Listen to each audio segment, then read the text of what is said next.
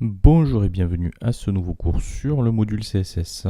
Et aujourd'hui, nous allons revenir sur la notion de flexbox pour aborder trois propriétés qui sont importantes à comprendre: les flex grow, flex shrink et flex basis. Donc voilà, ça complète le cours numéro 14. Alors afin d'illustrer l'utilisation de ces propriétés, j'ai mis en place sur le bureau un dossier cours flex contenant donc les sous-dossiers CSS images et la page index.html déjà constituée. Et donc j'ai utilisé ce dossier comme projet pour brackets.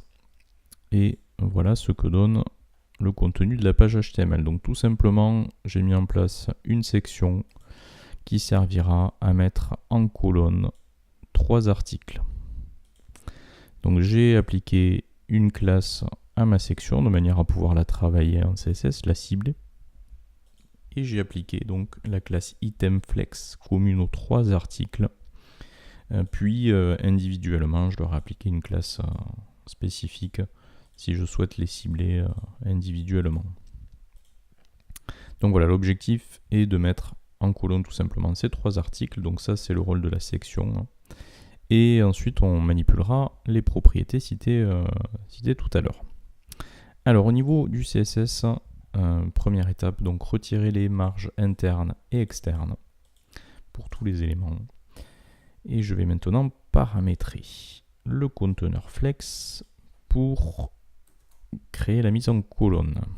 Alors, c'est une classe, donc point conteneur flex. Alors, ce qu'on va faire, on va appliquer un fond toujours pour faire ressortir les éléments, un fond vert.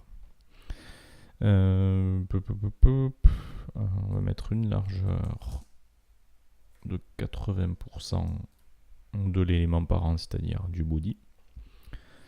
On va centrer horizontalement à l'aide de margin 0 auto ce conteneur. Et on va lui mettre aussi 10 pixels de padding pour écarter un petit peu son contenu de ses bords. Donc ça, c'est la mise en forme de base. Et ensuite, pour créer la mise en colonne de ces éléments enfants, c'est-à-dire des articles se trouvant à l'intérieur, tout simplement, on va appliquer un display flex. Alors, si on prévisualise la chose,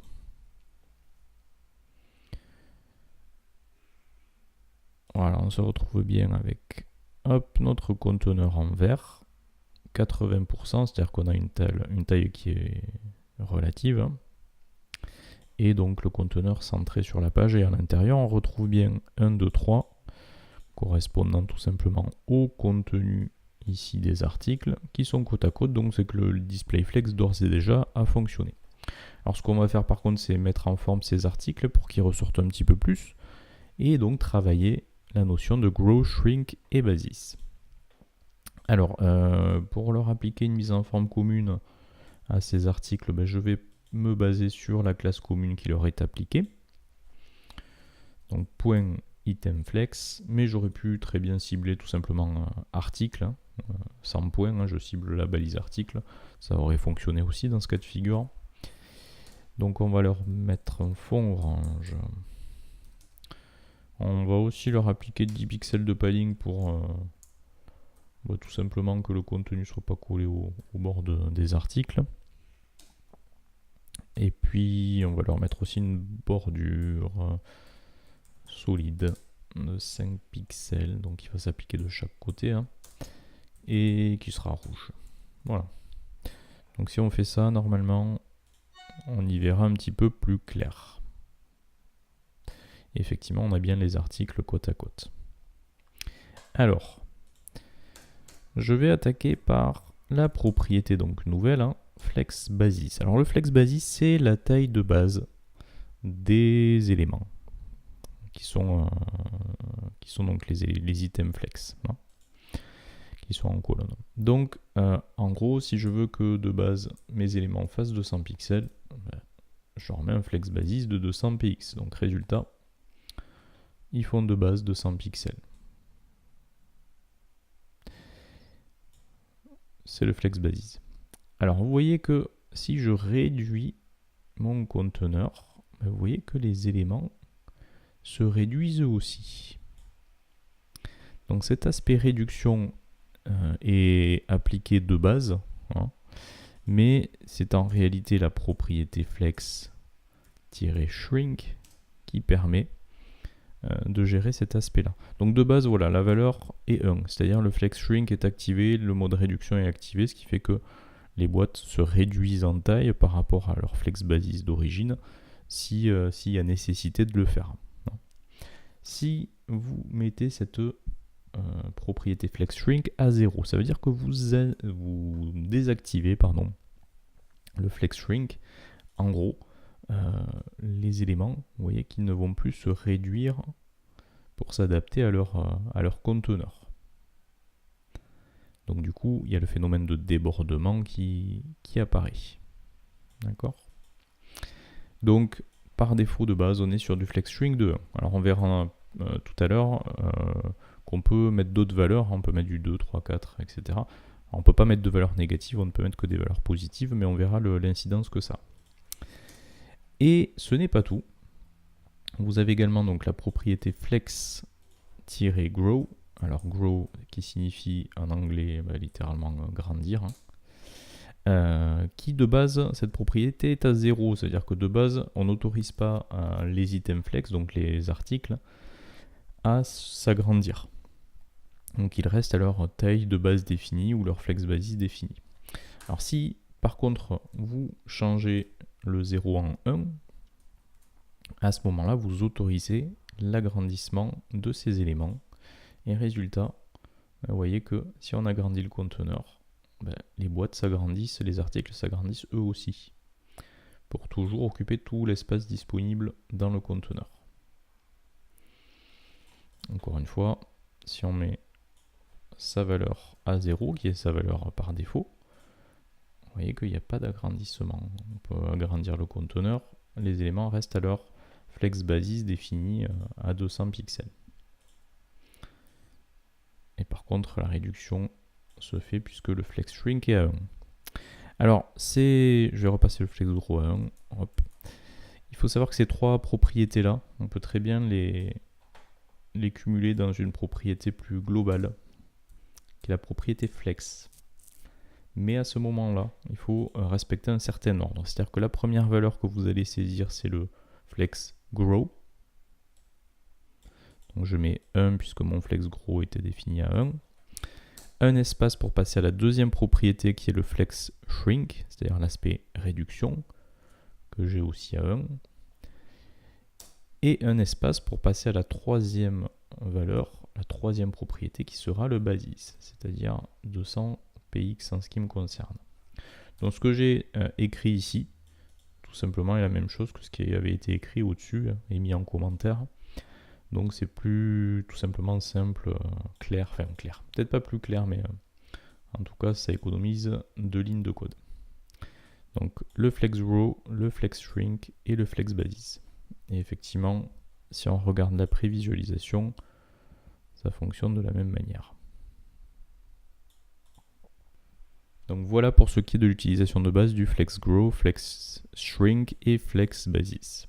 Alors, que se passe-t-il maintenant si nous mettons d'autres valeurs à shrink et à grow que 1 ? À ce moment-là, on est sur une notion de facteur, c'est-à-dire que si pour un des éléments, je mets un flex, un grow, flex shrink de 2, ça signifie en gros que l'agrandissement et le rétrécissement de l'élément concerné sera 2 fois plus important au niveau de ce qui est rajouté à l'élément ou retiré d'éléments que ce qui est rajouté ou retiré des éléments qui sont en 1. Donc, pour bien voir en gros ce que ça représente, on va passer par l'inspecteur d'éléments. Alors, on va réduire juste un petit peu le flex grow de base des éléments, on va les mettre à 100. Pour faciliter le calcul, on va laisser 10 de padding. Alors attention, un flex grow, un flex basis à 100 avec 10 de padding, ça veut dire qu'au final l'élément fait 100 pixels de base, plus 10 pixels de padding left, plus 10 pixels de padding right. Et attention, il y a aussi les bordures, donc 5 pixels de bordure à gauche, 5 pixels de bordure à droite. C'est-à-dire on aura au final 100 plus 10 plus 10 plus 5 plus 5. C'est-à-dire l'élément fera 130 pixels. Alors effectivement, si on inspecte un des éléments,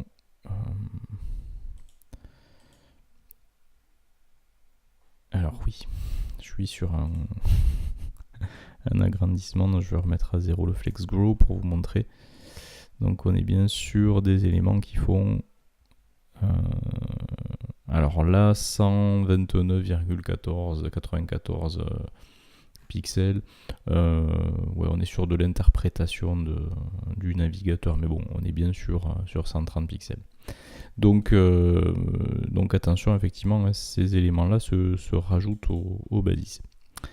Donc, maintenant, on va cibler juste le premier, en fait. Donc, le premier, on lui a appliqué une classe spécifique flex1. Donc, on peut l'isoler en CSS en manipulant cette classe-là. Donc, .flex1. Et lui, de manière spécifique, on va lui mettre un flex grow qu'on va mettre à 2, un flex shrink qu'on va mettre à 2 aussi, et on va laisser le même flex basis. Donc encore une fois, ça veut dire que ce qui va être rajouté à cet élément pour son agrandissement ou ce qui va lui être retiré pour sa diminution sera 2 fois plus important que ce qui sera rajouté ou retiré des autres articles, qui eux sont en 1. Concrètement, ça se traduit comment? Si on reprend l'inspecteur d'éléments, allez, on va partir sur cette taille de fenêtre là. Donc regardez, si je prends l'élément 2 ou l'élément 3, ils sont identiques parce qu'ils ont un flex grow, shrink et basis identiques. Donc là on me dit en interprétation, je ne sais pas si vous le voyez, sur 312,49 pixels de large. Bon, on va dire 312.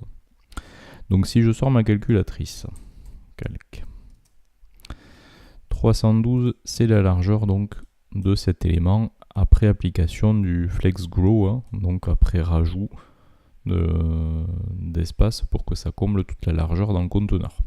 Donc si on y retire les 100 pixels, donc moins 100, qui correspondent au flex basis, il nous reste 212.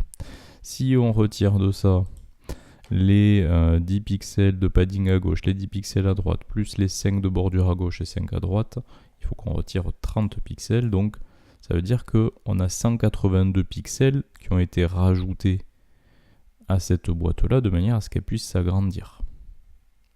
Idem pour la boîte 3. Et en toute logique, pour la boîte 1, on devrait avoir 2 fois cette valeur-là qui a été rajoutée, c'est-à-dire 182 fois 2, c'est-à-dire normalement 364 pixels qui ont dû se rajouter à cet élément-là. Alors on va le calculer. On va partir pareil de la taille indiquée ici, donc c'est 495. Et on va faire le même calcul inverse, donc 495 moins les flex basis, c'est-à-dire la taille de base qui était 200, moins les 30 pixels, on est bien à 365, alors c'était 364, mais parce qu'il y avait des valeurs à virgule. Donc effectivement, cette boîte 1 a grandi de manière 2 fois plus importante que les autres en fait. Alors ce qui n'est pas tout à fait vrai, on y a rajouté 2 fois plus d'espace. Et ça c'est intéressant. C'est intéressant quand on veut faire des colonnes selon proportion. Admettons, si je veux que ma colonne 1 soit vraiment à la moitié du conteneur, donc 2 fois plus grande que le 2 et la 3, réellement. À ce moment-là, vous pouvez très bien le gérer avec ces flex, grow, shrink et basis. La seule chose, c'est qu'effectivement, vous devez ici mettre 0 pixel en basis, de manière à ce qu'il n'intègre pas ce basis à la taille d'agrandissement. Et du coup, on aura vraiment ici l'article flex 1 qui sera 2 fois plus grand que les deux autres. réellement.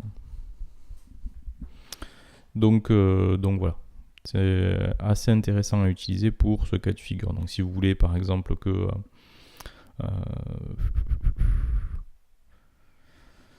qu'elle soit 3 fois plus grande que les autres, à ce moment-là, vous passez sur du 3. Hein.